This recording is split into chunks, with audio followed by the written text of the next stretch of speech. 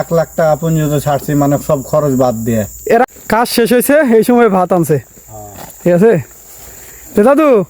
কাশই তো শেষ, এই সময় দিয়ে বসে ভাত দিয়ে গেল। কাজ শেষ হয়ে গেছে, মানে এখন ফল কম আর ঝরা ফল ছাড়া কাটতে দেয় না, তো এই লেগে কাজ শেষ তাড়াতাড়ি। আজকে কয় ঘন্টা ডিউটি করলা? প্রায় 5-6 ঘন্টা। 5-6 ঘন্টা। তো এবারে যে তোমরা কয় ঘন্টা ডিউটি করো পাম বাগানের ভিতরে?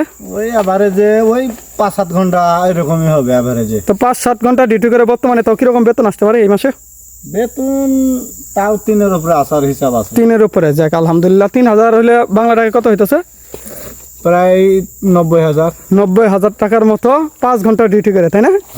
আর এর আগের মাসে তো এর চেয়ে বেশি হয়েছে, লাখ টাকা পর্যন্ত গেছিল। আমি 1 লাখ টাকা পর্যন্ত ছাড়ছি, মানে সব খরচ বাদ দিয়ে। এর আগের মাসে কত বাড়াইছিল? আর আগা মাসে পাঠাচ্ছি 92,000 খরচ বাদ দিয়ে। দেখেন, কিন্তু টাকাটা শুধু সবাই দেখে, ঠিক আছে? খরচ আছে 700-800 টাকা মাসে।